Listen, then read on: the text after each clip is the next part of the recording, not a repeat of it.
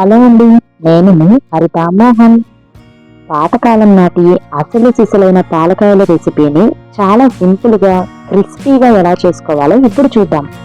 Video start చేసే ముందు మీరు ఎప్పుడూ నా ఛానల్ని చూస్తున్నట్లయితే వెంటనే సబ్స్క్రైబ్ చేసుకోండి, ఎందుకంటే రాబోయే రెసిపీస్ని మీరు కూడా చూడాలి కదా. మరి ఇక లేట్ చేయకుండా welcome to my channel RJ tasty treats.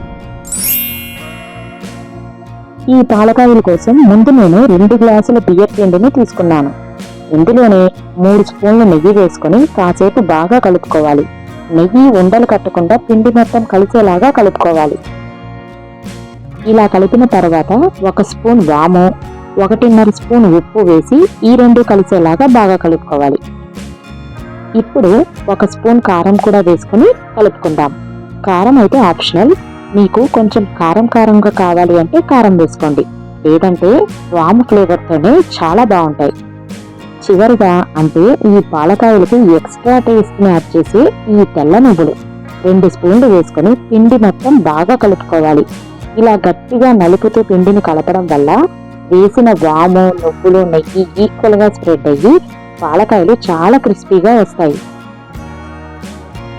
ఈ పిండి మొత్తం ఇలా బాగా కలుపుకొని పక్కన పెట్టుకొని ఇప్పుడు స్టవ్ మీద మందంగా ఉన్న కడాయి కానీ లేదా కలుపుకోవడానికి వీలుగా ఉండే ఒక పెద్ద గిన్నె కానీ పెట్టి మీరు ఏ గ్లాస్తో బియ్య పిండి వేసుకున్నారో అదే గ్లాస్తో ఎగ్జాక్ట్గా 2 గ్లాసు పాలు వేసుకోవాలి. కాచి చల్లార్చిన పాలైనా పర్లేదు, పచ్చిపాలు వేసుకున్నా పర్లేదు. ఈ పాలని మీడియం ఫ్లేమ్లోనే బాగా మరిగించి ఒక పొంగు రానివ్వాలి. ఇలా పాలు బాగా మరుగుతున్నప్పుడు ఇప్పుడు మనం రెడీ చేసి పెట్టుకున్న పిండిని కొంచెం ఈ పాలల్లో వేసుకొని పాలతో పిండి మొత్తం కలిసేలాగా కలుపుకోవాలి. జాగ్రత్తగా పిండి మొత్తం పాలతో మిక్స్ అయ్యేలా కలిపి ఇలా మూత పెట్టుకొని లో ఫ్లేమ్లో కేవలం 5 నిమిషాలు మగ్గించి స్టవ్ ఆఫ్ చేయాలి. వేడి కొంచెం తగ్గే వరకు ఈ పిండిని చల్లారనివ్వాలి.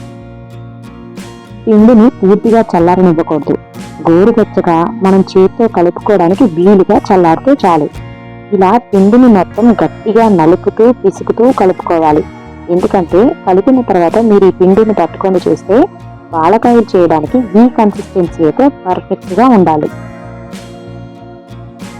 ఇప్పుడు చేతికి కొంచెం ఆయిల్ కానీ నెయ్యి కానీ రాసుకొని కొంచెం పిండిని ఇలా ఈ షేప్లో చేసుకోవాలి. కొంతమంది అయితే రౌండ్గా చేస్తుంటారు బిస్కెట్స్ లాగా, కానీ పాలకాయలంటే ఈ షేప్లోనే చేసుకోవాలి. మరి ఇలాగే పిండి మొత్తం వేడి తగ్గేలోపు చిన్న పాలకాయలుగా రెడీ చేసేసుకొని పెట్టుకుందాం. ఇప్పుడు స్టవ్ మీద డీప్ ఫ్రైకి సరిపడా ఆయిల్ని పెట్టి బాగా కాగిన తర్వాత వీటిని ఒక్కొక్కటిగా వేసుకుంటూ గోల్డెన్ కలర్ వచ్చే వరకు ఫ్రై చేసుకోవాలి. మధ్యలో కలుపుకుంటూ బాగా గోల్డెన్ కలర్ వచ్చేలా ఫ్రై చేసుకుంటేనే ఇవి చల్లారిన తర్వాత చాలా క్రిస్పీగా ఉంటాయి. ఇక్కడ చూసారు కదా ఎంత పర్ఫెక్ట్గా గోల్డెన్ కలర్ వచ్చాయో. ఇలా అన్ని పాలకాయలను కూడా ఫ్రై చేసుకొని తీసుకోవాలి.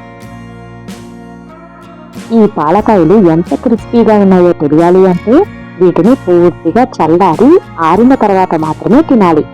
అప్పుడు మాత్రమే చాలా క్రిస్పీగా గుల్లగా ఉంటాయి అంటారు కదా, అలా నోట్లో పెడితే కరిగిపోయేలాగా పర్ఫెక్ట్ క్రిస్పీగా ఉంటాయి. మరి ఈ సింపుల్ స్నాక్ ఐటమ్ని మీరు కూడా ట్రై చేయండి, పిల్లలకైతే ఖచ్చితంగా నచ్చుతుంది. మరి ఈ రెసిపీ నచ్చితే వీడియోని లైక్ చేసి షేర్ కూడా చేసేయండి. నేనైతే మరో సూపర్ రెసిపీతో వచ్చేస్తా. అప్పటి వరకు బాయ్.